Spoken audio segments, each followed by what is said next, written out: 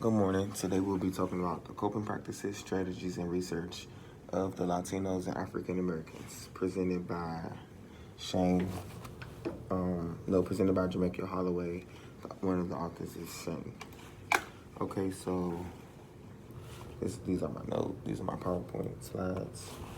The title was concise and referred to the main variables in the study. The title consisted of 11 words and was clear and supportive of detail and purpose of concern. The abstract consisted over 50 words that display statistics and reasoning for the behavior of African Americans and Latinos in higher education. The author stated that the research problem related to the need to promote honor in higher education and institutions of high caliber. The last sentence emphasized how African Americans and Latinos knew the coping methods of staying enrolled in school. The authors indicated coping methods for higher education and equal opportunity are problems in institutions. The authors also provided ample statistic evidence to support the statement by saying 11% and 9% of demographics went to college in the first place. The author also provided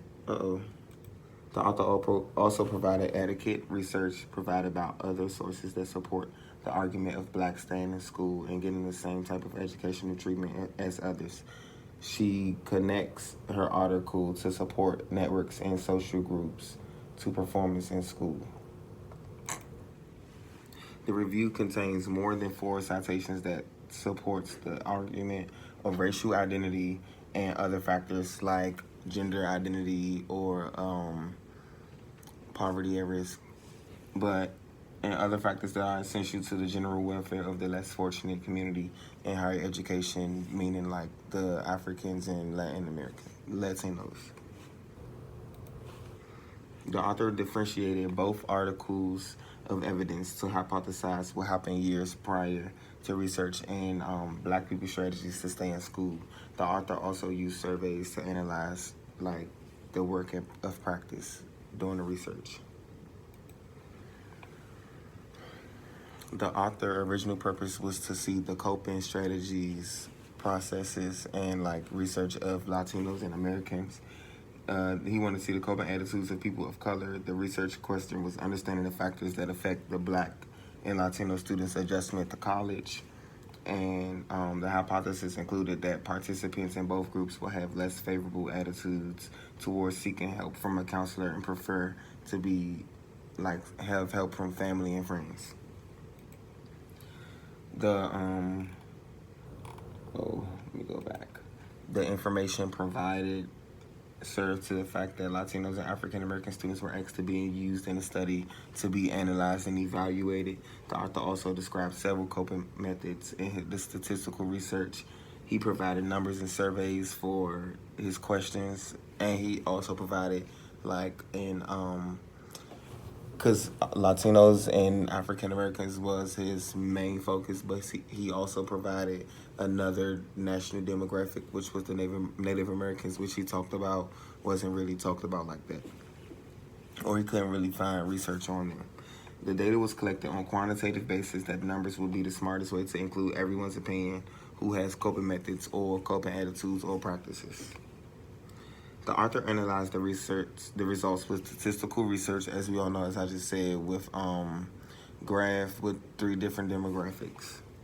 The author also restated its purpose with the evaluation of the research and the hypothesis. The author also compared and contrasted what Latinos and African Americans do to cope and do well in school. The author mentioned the differences between 2 statistical methods before the results and before he due to in his prior research.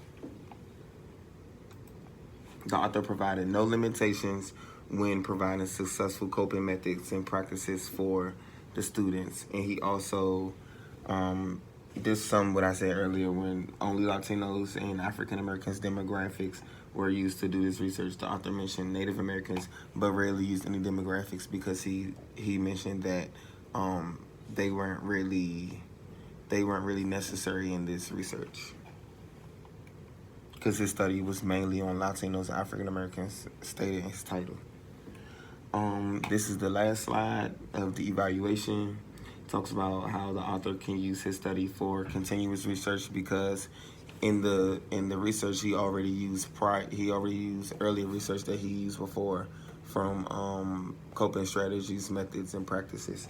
So the author can use his study for continuous research and improvement when finding the coping practices, attitudes, and strategies for different demographics in college, just because that's what he already did before. And he stated that when he did context research and background research in his research, because he wanted to see how the recent years affected the present years.